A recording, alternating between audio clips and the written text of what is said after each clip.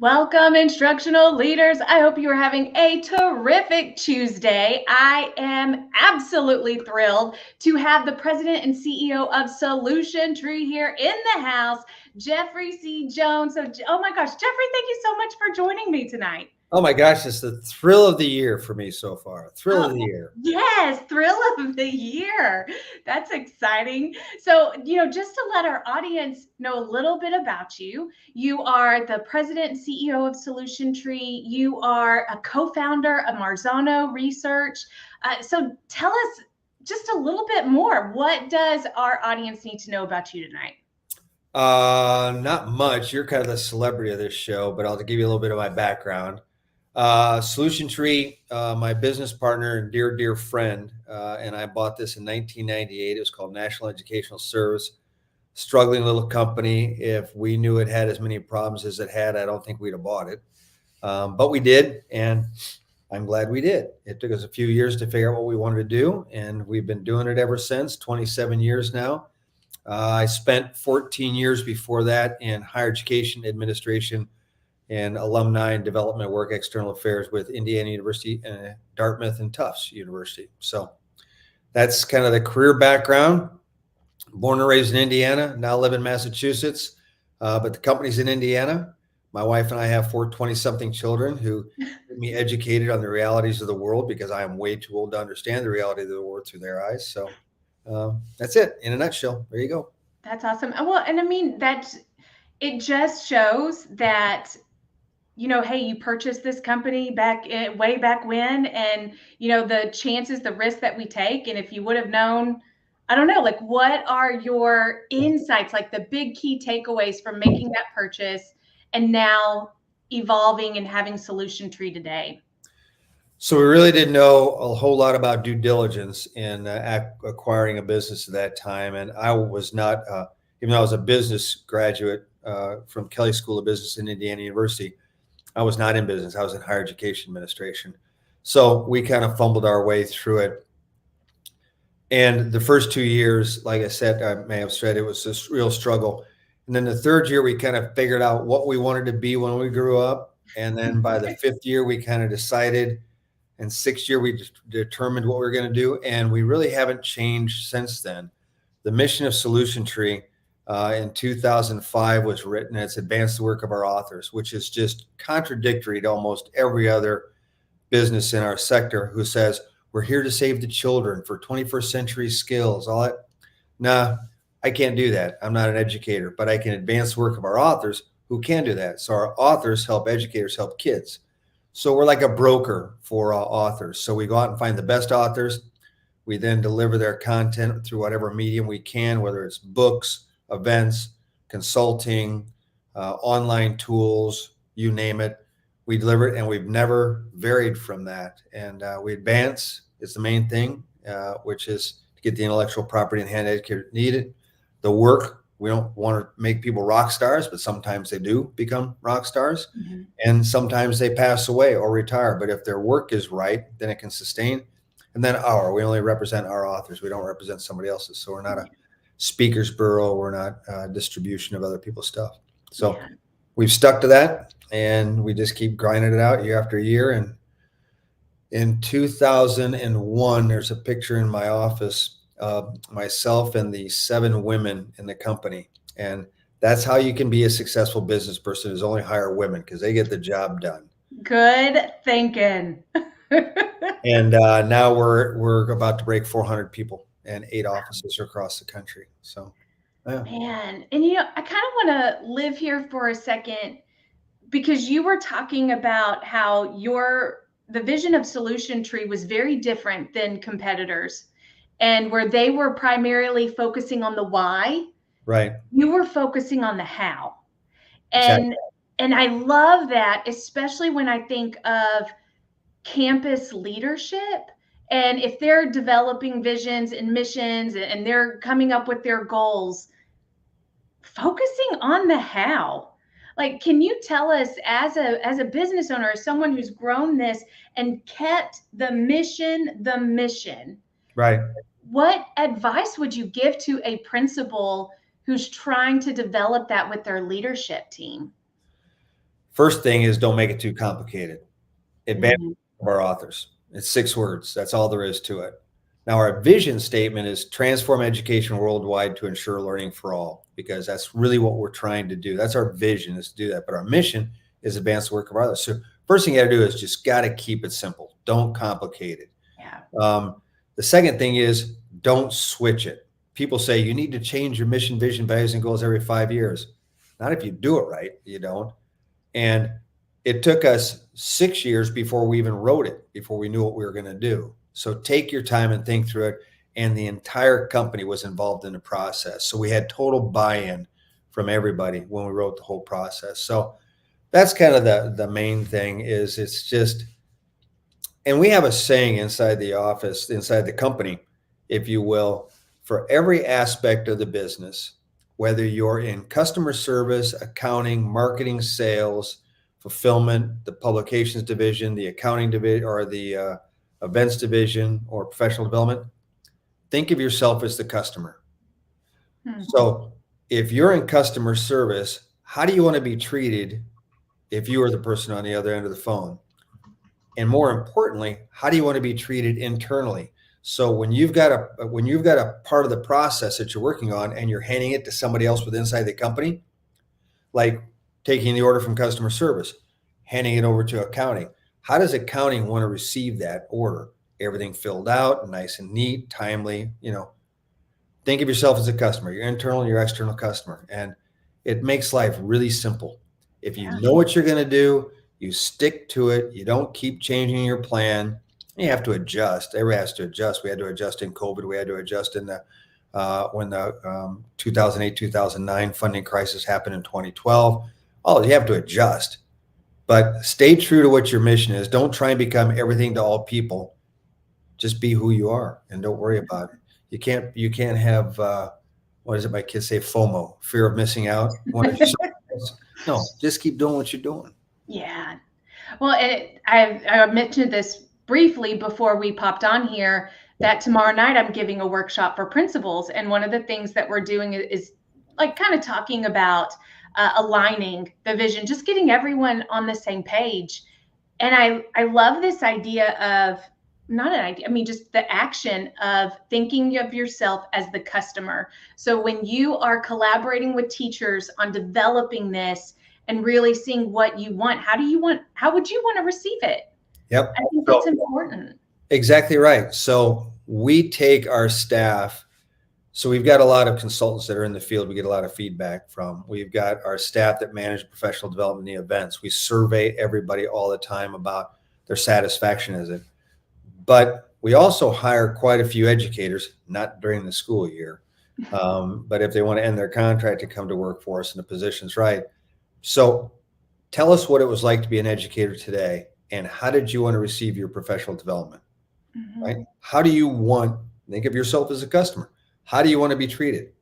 When you come to one of our conferences, do you want to stand in long lines and wait to register? No. Who's going to poach coming to an education conference? An educator who doesn't have the funds? Come on in. Sneak in the back. That's okay. Yeah. It's not going to hurt anybody. So don't everybody sneak in the back, please. But it's, everything has to be done in the highest quality possible, thinking about, we want to have good food, you want to have good climate control, you want to have good AV, you want to have good sound, you want to have tables, not sitting in, you can put more seats in in a facility if you have everybody sit like theater style and put the laptops on the lap. Who wants to do that? Give them Yeah, a table so they can put their coffee and their snacks and their laptops. And, how do you want to be treated? Treat the people that way. exactly. And Well, then if you've and got the right content, it really works out well. But if you got bad content, nobody's going to come anyways. yeah. Well, but you hit the nail on the head. You asked your customers how Yeah. they wanted to experience it, and asking the teachers, these are the people we serve. And so I would, I know we're kind of talking about, well, not kind of, we are talking about AI tonight. And a lot of my colleagues and I have discussed AI in professional learning. There are kind of 50-50. A lot of teachers they love asynchronous learning, and some hate it. And so, really thinking of AI and professional learning, where do you see the future of that? What do you see coming up? Well, the first thing I tell people, at least in our own company, AI stands for all in. You better be all in Mm. because there's no other way to do it. I listened to Thomas Friedman, who is a great writer for the New York Times, has been around for a long time. I was at a speakers bureau where he spoke, and he said nuclear energy and AI are similar. He said nuclear energy can power the world. It can light up a whole city. It can energize everything. It can run hospitals. It can also blow the world up. Yeah. AI can actually help everybody's job become easier. It can make everything more productive, more creative, more efficient, or it can destroy the world. I can't worry about it destroying the world. Smart people have to do that. I got to use it to help educators make their jobs easier because we've got to take the pressure off the kettle for educators that have to work so many long hours, so many nights, so many weekends trying to get ready for their class. And just think about when they come to one of our conferences, then they have to get a substitute teacher ready. That's a miserable task for a teacher. So AI can help do all that stuff. And the best way to understand it is to get in and just start playing with it. Eric Twiddell is the superintendent of Adlai Stevenson High School, who followed Tim Kanold, who followed Rick DeFore. Rick DeFore wrote the book Professional Learning Communities that worked with Bob Baker and passed away in 2017. Tim Kanold writes math books. He does stuff on wellness. Phenomenal leader. Eric Twiddell, starting in December a year ago, spent 30 minutes every night playing around with artificial intelligence. Maybe it was in November when it first came out. He said, I'm watching a basketball game and I'm playing with AI. I'm figuring it all out. He got everybody in his faculty to understand it in Stevenson High School, 4,500 kids in Stevenson High School. It's a massive high school in Lincolnshire, Illinois. All the teachers had Chat GPT. Everybody was learning how to use it, and they're all taught how to use it properly to help their students learn versus worrying about plagiarism or people stealing things, or is it gonna take over my job? AI is not going to take over anybody's job, but the two people applying for a job, if one person understands AI and one person doesn't, the person who understands is going to get the job. Yeah. And it just kind of goes back to, understanding technology. You have amazing educators, but if you had two applicants and one person feels comfortable on the computer, learning new things, especially during COVID, we noticed, there were some teachers who really struggled with adapting to virtual learning. And, it's not going away. AI is not going away. And so how can we use it? I would be so curious to hear how they trained their teachers and their students, because that's what we have to do. We can't fight it. Right. Let's get into it. Exactly right. I wish I knew how they did it with all their teachers, and that's not really my expertise. But Yeah. I do know that if you use it to help teach the kids how to do research and writing and then adapt their own content into it, and then worst case scenario, you make them orally explain what they've just done, right? So they've learned from a different source. It used to be World Book encyclopedias for guys like me, right? So we'd look through World Book encyclopedias to find the information. You can plagiarize from World Book encyclopedia just like you can AI, Yeah. but you can't if you explain it, you've learned it. That's just one way. It depends on the content area too. But Well, and we've talked, my colleagues and I have talked a lot about writing instruction and how to use AI with writing instruction and creating mentor texts and having students play with, various tones and studying the craft moves. So I right, feel like in writing and reading instruction, there are a lot of no-brainer ways to utilize it for students. In a absolutely, sense, so many amazing ways to use it. I think one of the fears that comes out of it is, where is this information coming from? And do I need to go in and fact check it? And I had a colleague of mine ask the other day, if we're using it to develop lesson plans, how can we ensure that it's at the rigor that it needs to be, so that it's not just surface level instruction? right. And am I going to have to spend so much time dissecting this lesson plan? And is that going to monopolize my time? Sure. What Sure. would you say to that? Well, let's jump to lesson plans for a second, real Okay. quick. So I had a buddy of mine, and we have breakfast every Thursday or so when I'm in town. He has a small business, and I'm kind of helping mentoring that business. I asked him about AI. I said, "Do you have? Are you using it?" He said, "No." And I said, "Your wife's a Spanish teacher, right?" Yeah, she teaches fourth grade Spanish, first year Spanish to fourth graders in two different schools. This is in Bloomington, Indiana. I said, "Great." I said, "Give me a lesson plan or something she's been working on." This was last year during basketball season. He said, "Cinco de Mayo Day. She's working on Cinco de Mayo Day." So I pulled out my iTab at the Uptown Cafe, or excuse me, at Village Deli. Sorry, Uptown, at Village Deli in Bloomington, Indiana. And I said, "Give me a lesson plan for first year Spanish students in the fourth grade on Cinco de Mayo Day. Give me a lesson plan." And it broke it down: introductions, vocabulary words you got to go across. And it broke it down step by step by step. I said, "Give me 10-question multiple choice quiz on Cinco de Mayo Day." Boom, test question. I said, "Give it to me in Spanish so a first year, fourth grade student can read it." Boom, it did it in Spanish. We did it in 3 minutes. And I said, "How long did it take your wife?" He said, "It took me 2 hours." It took her 2 hours last night during the basketball game. Now, she may have been watching a lot of the basketball game too, but it just saves up so much time. So then you can use your time to think about instructional strategies. How am I going to use what I just wrote in a lesson plan in an instructional strategy? How can I get the kids to think? So then the next question, you take this plan and you type in the next prompt. Here's something that people don't understand about prompts. And I've taken 2 different classes on AI, both very elementary.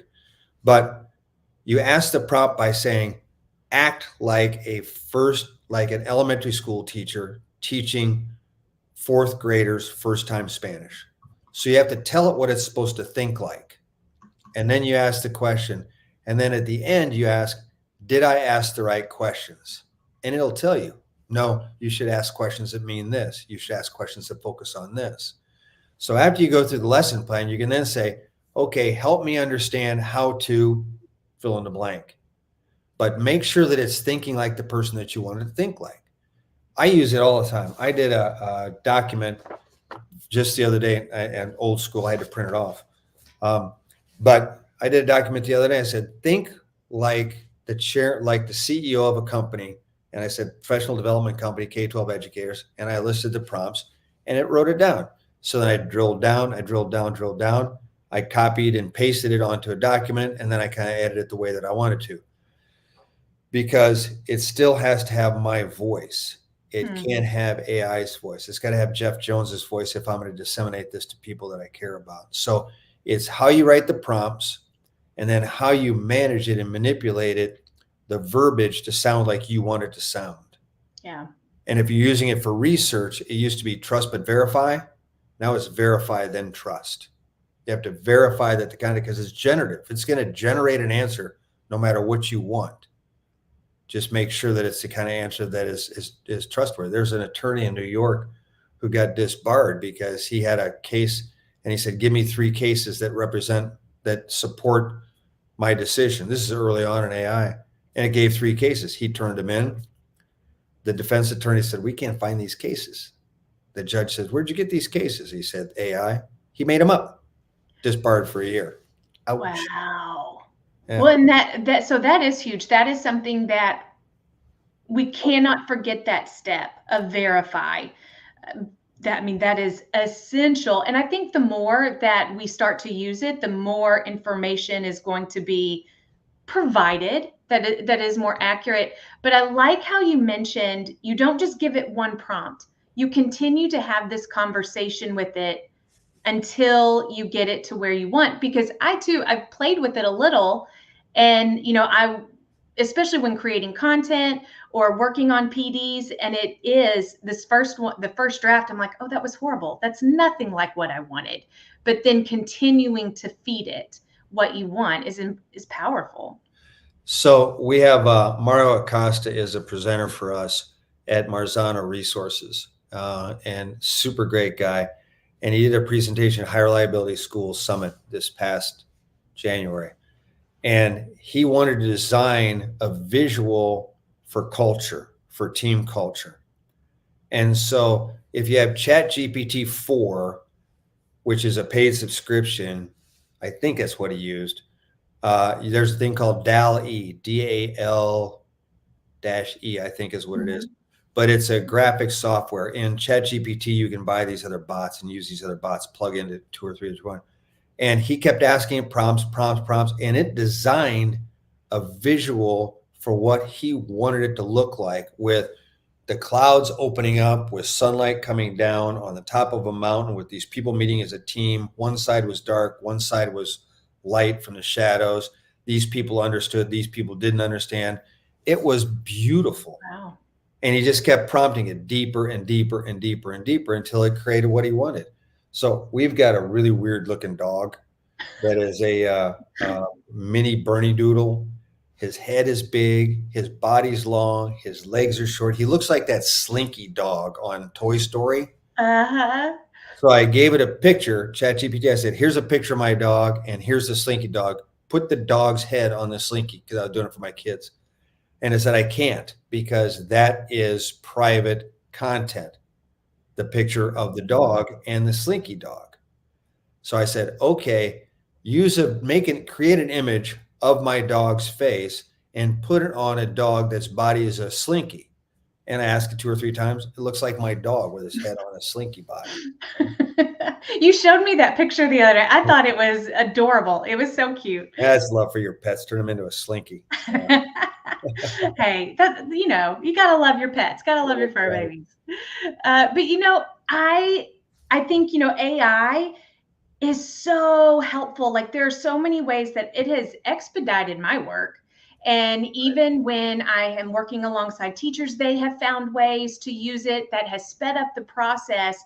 How do you find, or how would you recommend a balance, that we find this balance between the efficiency and the automation, but then maintaining creativity among just human society as a whole, so that we don't lose that skill?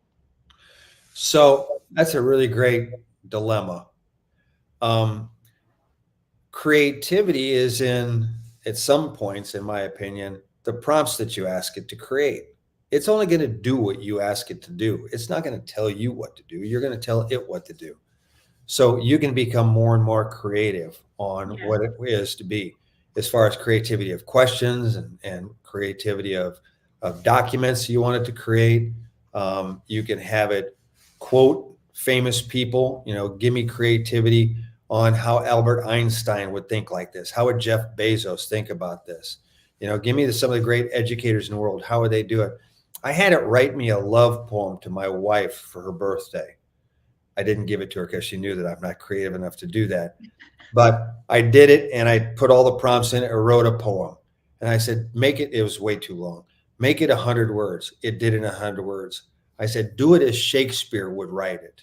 It came in Shakespearean. I said, do it in French for Shakespeare. It did it.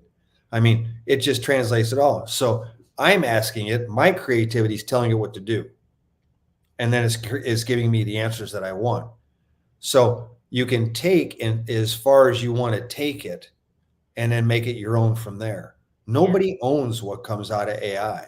I mean, it's just there. You could write a song. You could say, I want a song about this talk that we're doing with Jeff Jones, and I want it written like Bob Dylan would write it. Now, nobody would be able to understand it because you can't understand Bob Dylan, but you know what I mean? So it would do things like that. Well, that doesn't mean Bob Dylan owns it.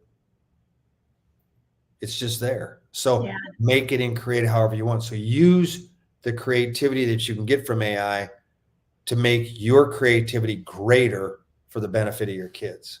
Yeah. Like as you're talking, I'm just like, that could be a great lesson. I'm thinking of this lesson and this lesson for students, and teaching students how to use it ethically and efficiently, but still include creativity. Like just because it is automatically generated for you doesn't mean that all creativity is lost.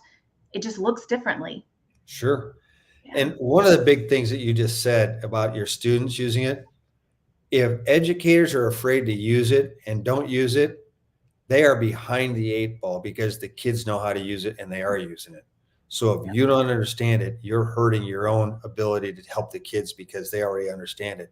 When the internet first came out, it was somebody said once, it's like the internet is teaching kids how to drive this new car and they're not giving us the keys. We don't know what they're doing because they were so good at using the internet versus older generations. I remember showing my dad something on my computer. He kept saying, slow down, slow down. I don't know what you're doing. Slow down. Now I tell my kids that, slow down. I don't know what you're doing. Slow down. But it's the same thing. If you don't understand AI, I guarantee your kids do. And they're going to run circles around you if you don't learn it, figure it out. 100%. And so will the newer teachers coming in. So like finding that balance of generational wealth of knowledge, I guess. There's so much wisdom in every generation, but finding ways to get comfortable with those skills with Right. one another. Right. So I did have, I even have right here from A. Hirsch, we are using AI to create costume designs for UIL. It has been the best tool to teach students critical thinking and pivoting. Oh, I love that. Very cool. That's really cool. There was a question earlier, and I want to go back up to it from Jonna Lee. What about the research that connects processing and working memory developing to handwriting? I bet that came about when we were talking about AI and lesson plans. Right. You're asking somebody who's not smart enough to answer that question. Because I'm not an educator. I'm a business guy. Yeah. But that's a good question to ask AI. Ask AI. It'll tell you. It'll tell you what to think, and then just dig deeper and deeper and deeper on how to do it. Yeah. It's going to become so important for educators to learn how to use this. So I started a thing last fall called Tuesday Teacher Tips, and it was okay. It was something I was trying to do on the side, and I've kind of got a full day and I would get behind. So we're going to start a whole new process this fall. But I just had a meeting when we were at the PLC Summit in Phoenix with Bill Ferreter, who is very, very good at understanding artificial intelligence. He was a classroom teacher for 39 years before he stepped out to do the consulting work that he does now. 29 years, excuse me. I dated him. And we proposed that we do an institute on it, and he proposed that we do a master class on it that people can look back to again and again and again. And I think that's going to be really important that people have access to it, that teachers have access to it from other teachers like Bill Ferreter, not from guys like me who are business people, maybe you think trying to sell you something, but you need to have it from other practitioners who are actually doing it in the classroom. Yeah. And they're out there. Thinking of professional learning communities and AI coming in, two questions here. One, how can it strengthen the collaboration of the professional learning communities? And then also, how can it still maintain, or how can I word this? How can we still develop teacher understanding of pedagogy and content even when AI is giving us the lessons? Okay, so let's take a guiding coalition. And I did this as an example for people on our leadership team.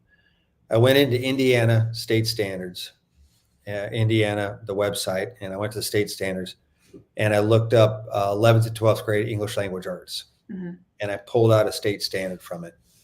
And I went to ChatGPT 4 and said,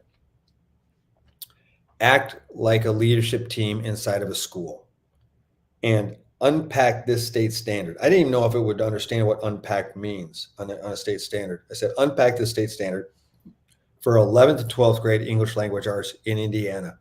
And I listed it out there. Hit press and it listed. It broke down the state standard one after another. I said, take standard one and create a lesson plan for me in lesson one. Boom, it went through.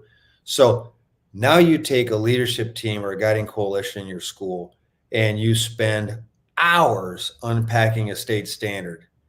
Now, what chat does may not be exactly what you want, but you just took 10 steps forward. And you may have to take one step back to adapt it for what you want it to sound like within your team. And then you say, okay, give us a lesson plan on this. Y'all have that. And then we say, okay, we want to change this. Now go on and create the lesson in your own style, in your own format, in your own language. But it saved you so much time of unpacking this. So now you can figure out, this is how I want to teach this lesson plan to my kids, Yeah. because I've got this. Now you want to say on an individual teacher, I have the diversity of my class in 11th grade English language arts. I have kids reading at a ninth grade level, and I have kids at a much higher level. Write these questions so that a ninth grader will understand this discipline. So it will change the verbiage for a ninth grade reader to understand an 11th grade lesson plan. Or there's all sorts of things that are going to be in competency-based education that we talked a little bit about before, where you're going to have to do this for kids to understand what the content is. Because if they don't understand the question, how are they going to answer it, right? Yeah. Basic teaching 101. Yeah. Well, and I even think that goes the same for adults. We can have AI create these things for us, but you had mentioned like leadership standards. If you're a brand new leader, you might need a little time to unpack what AI just provided for you as well. And so I do see the professional learning communities engaging in those conversations, just again to align their understanding of it. It's collaborative teams working interdependently towards a common goal, right? Yeah. Isn't that what a PLC is all about? So AI can help all those things happen.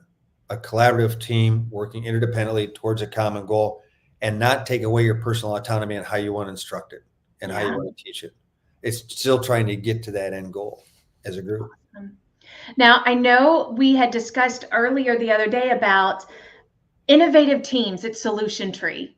And, kind of like talking, can you guide us through what do you mean when you say innovative teams at Solution Tree? But then also, how can we develop them on our own campuses? Sure. That's funny that we brought this back up. So I read a book called The Bezos Blueprint, I think is what it's called. It's Jeff Bezos, how he basically made Amazon what Amazon is. And it talks about different innovation teams and different things that he's done, was one of it. And I tend to end up driving across the country for one ridiculous reason or another. So I do a lot of books on tape. And so I'll stop it and record a question so that I'm not writing while I'm driving, and come back to it later. And one of them was the innovation teams. So AI is all about innovation, right? If you use AI, you can innovate new strategies, new ways of doing business, ways to do things. Now, Solution Tree needs to continue to innovate. So I believe we're one of the best in the business as far as staying on the front end of providing good, high quality professional development. We collect more data, evidence of effectiveness than anybody else in our industry. I've talked to Core Impress, ASD, Learning Forward, all of them. You got to, we can't do every conference. We can't publish every book. We can't do all the PD. So just make sure what you're doing works. Yeah. And don't do what I'm doing. Do your own thing. So that was the other part. So we have to have innovations, and then using technology as an accelerator is part of our whole strategy. It's a statement in our strategy piece. And AI is the technology that we're using as an accelerator. So how do you use it to innovate? How do you use it so that we can get things done faster and more efficiently to help get hands of our resources into educators who need them quicker, right? So that's the whole idea behind it. So we have to have internal innovations and external innovations.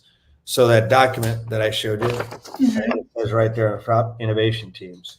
So I typed into Chat GPT about a 3-paragraph explanation about what I wanted to start innovation teams. And so it kicked out all the stuff. And a lot of the stuff doesn't apply to a company our size and the things that I want to have done. So I pulled those things out and I went a few deeper, and then I printed it off, and then I adjusted it the way that I wanted to, put in our different departments and so forth. So what it does, now I'm going to create innovation teams. So I'm going to take it to my leadership team in 2 weeks in Bloomington when we all get together. We get together. Every department in the company gets together once a quarter. They all come back to Bloomington. We're remote and flexible. And so the press is there one day, marketing is there next day, sales is there the next day, ed tech and legal are maybe in the same place, not the big departments. So they all come back in. The other 2 months, our leadership team comes together and we talk about things. And so this is going to be presented to them. And if any of them are watching, you're finding out what's going to be on the next agenda. Um, so this is going to be in March, and then in April we're going to present it to each of the departments. I'll present at each one of the department meetings ahead and say, here's our innovation teams. We're going to do them in these different departments. You can apply to be on an innovation team. Here's the criteria that we're looking for. So put down all the things that you want. We're going to have a group of people who are going to decide it. Nobody at my age or level is going to run a department team. Younger people are going to run it because they're the innovators. Mhm. So there's a thing called fluid leadership and crystallized leadership. Fluid leadership are the young people that have all the great ideas. John Lennon, Paul McCartney wrote all sorts of great songs when they're in their 20s and 30s and 40s, maybe. They didn't write any great songs in their 50s and 60s. Paul McCartney's singing at 80. He's not writing any great songs, but he did. But he can help musicians along the way figure out what to avoid. So I'm the crystallized leader because I can help them avoid things, but I can't run an innovation team. Only the young people can. So we're going to set up the guardrails, let them do it. They're going to meet out a certain cadence over the course of the whole summer. They're going to come up with different ideas. They're going to present those to the leadership team. We'll figure out if it's something that fits within what we want to do as a company. And then they'll present those at our company retreat in January, which is going to be in Charleston, South Carolina this next January. We're just in Denver and so forth. So we need the whole company someplace for that. So they'll present to the rest of the company, here's the innovations that we want to implement with the approval of the department and the leadership team. So let's say they want to innovate a whole new event strategy. They'll go through it. They'll present it to events. Events will think this is great. They'll take it to leadership. We'll sign off on it because we have to pay for it. And then they'll announce to the whole company. So it's getting everybody involved at every aspect of developing what the company's going to look like in the future. Because as much as I'd like to think it, I can't run this company forever, and I need to develop leaders inside the company. So let's see who the innovators are. Let's see who the people are that can lead these teams. I just want to give a huge applause right here. Oh my gosh, Jeff, that is something that my friends and I talk about all the time. Quality leaders, strong leaders grow people within their organization instead of feeling like it's a competition. Yep. And I think of the innovative teams that need to be formed right now in school districts. And I have not heard anyone talking about it with the instructional leaders that I've had conversations with recently, as far as Right. a district as a whole. Let's come up with these innovative teams, because you're right. We need to be looking at how we are going to support student learning 5 years from now. And it can't be just scripted curriculums. Right. One of the great struggles that schools have and have had for decades is time to be creative and innovative. They don't have time. People don't have time. You guys are overloaded with tasks and responsibilities. And there's the old saying of, you don't have time to sharpen your saw, so you just keep cutting wood. Well, sometimes you got to stop, sharpen your saw to cut the wood faster and better, more accurately. Educators need to have collaborative team time built in, and that's one of the things PLCs are all about. Yep. And it sounds like I'm trying to sell PLCs. I'm not, because it's already sold. I mean, it's the longest successfully school improvement plan with more valid data that shows that it works than any other school improvement plan in the history of education. And we're just lucky enough to be the promoters of it. We didn't create it. We're the promoters of it, right? So if you can create collaborative team time and then build in the concept of doing innovation and creativity, how do we do things differently? And I tell you, I can't think it anymore. I hate to say it, I'm just too old, and the science is all behind it. But what I can do is help innovative leaders find out that don't do this because you're going to run into these roadblocks. Watch out for this. You run into these roadblocks. Here's the guardrails. Go forth and conquer. I mean, it's really exciting. You know, they say the coach stands on the sideline. He's not out on the field, right? Yep. So he doesn't know what it's like to play, but he knows what it's like to coach. Well, I can help coach, but they got to be the ones out on the field. Absolutely. So because I know I want to respect your time and everything, but one thing that is sticking out, you talked about crystallized leadership and fluid leadership. If there is an administrator or a superintendent or a district leader or maybe even a teacher within a PLC that is struggling with taking on the crystallized leadership position, Right. what tips would you give for them to make kind of like a mindset shift? How Yeah. would you guide them through that? A lot of people are afraid to step into leadership roles because they might fail. Mm, I've yet to find anybody in my life that's not failed. Everybody yeah. in their lives failed. Um, one time when I was a kid, I don't know why this just popped in my head. My dad and I were driving down Scott Street in LaPorte, Indiana, to go mow my grandmother's lawn. My grandmother's a widow since before I was born, so I had brothers, and it was my week to mow the lawn, I guess, or something. And I was beating myself up about something, and we stopped at a stop sign, and my dad stopped and turned to me. He said, "You know, Jeff, there's only one person, perfect person, ever walked the face of the earth, and they nailed him to a cross. I just as soon you not end up that way." Like, now I don't know what your religion is. Wow. I don't mean to offend somebody, but the issue is everybody's going to make mistakes. So the only way to become a leader is try and learn and lead. So right now I'm reading this book called Strength to Strength, Yes. right? Yes. And we're doing a book study in the company called the Innovator Solutions. We're all for the Ooh. leadership team is doing that one. So read, learn, and just step out there and do it. Step out there and do it. There's all sorts of conferences that will provide you stuff. There's internet stuff.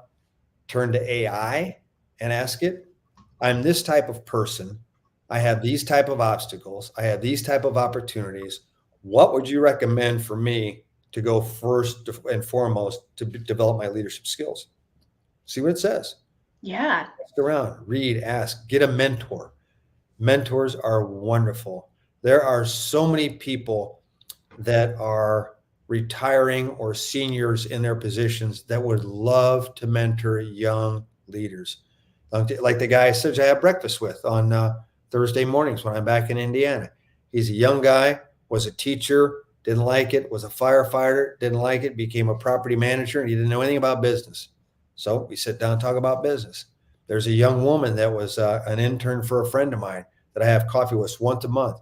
She's now the CEO of a security company at the age of 28 years old. Now, it's not a very big company, but she's trying to figure it out, and she needs somebody that can talk to, that can give her answers. So find mentors as well. They're out there. People love to be asked for their advice. 100%. And I think that's just you just have to ask. Yeah, Just absolutely. ask. The answer to every unasked question is no.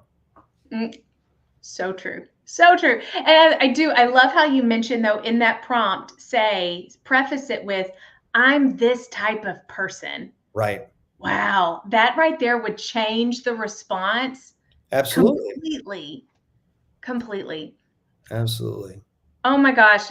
Jeff, this conversation has been so exciting. One question before we leave. Yeah, yeah, yeah. Can I get the titles of those books and put them in the show notes for our viewers tonight? From From Strength Strength to to Strength. Strength by Arthur C. Brooks. Got it. New York Times bestseller, #1.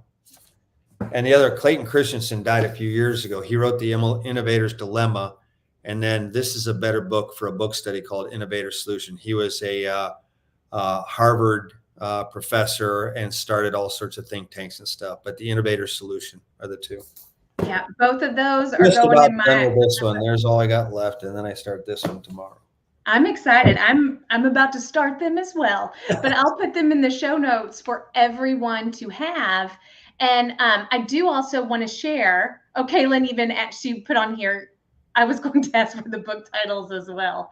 I do want to put in here where can people find you? Where can they follow you? And I'm going to pop in the chat. I do have a couple of your handles. Yeah, I was going to say, I got to look them up. I've got them right here. So I sent them to you. I just put them in the chat so people can see those as well. And I'm going to give them a banner. Yeah. Because so at Solution Tree, S Tree Jeff Jones is the Twitter X, and Instagram is JJonesIU80. Instagram, I don't post, I stalk more than anything else, but you can go in there and see pictures of my kids and my daughter's finger. I painted my daughter's fingernails since she was in middle school. So you can see dogs and things like that, but that's more of a personal one. Welcome to follow it along. But the at solution s tree Jeff Jones is where I post anything professional and do. And you can reach me at. You go ahead. I think it's DM me there. I'll respond to you if anybody's got any questions. And if you like, once I get this document approved by leadership team, I'll send it to you, and you can post it up if you want on innovation. Thank you. Thank you so much. And I also want to give a plug. Like, you are the host of In the Tree House, correct? Yeah. Yes, podcast for Solution Tree. And the way I found you, Jeff, was your Jeff's Tuesday Teacher Tips. Yeah. And you know, I went down a rabbit hole of such great information. So audience, be sure that you're checking that out as well. A wealth of knowledge. Wealth of knowledge. Yeah. So thank I you think so you're much. exaggerating just a tad bit, but I appreciate it. But it's fun to talk to, especially inside the treehouse. It's a little bit what you do. It's not nearly as good as what you do, but I just talk to authors about where they're from, what they've been doing. We don't really talk about what they're doing in their career now. It's kind of get to know who they are in the background, but it's kind of fun. We'll do more of them. There's some, and I do some staff too, like the head of Solution Tree Press. I've interviewed him. He's fascinating. The head of professional development. They're good people. All good people. Maybe I'll interview you. Maybe I'll do you inside the treehouse.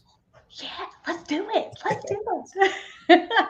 Oh, Jeff, thank you so much for being here tonight. And audience, thank you so much for joining us. I hope you found value. I hope share this with everyone. Such great insight. And I want to hear about your innovative teams. Audience, I want you to start putting in, share with us on social media what you are doing to support teachers and students in using AI. So thank you, everyone, and have a wonderful night.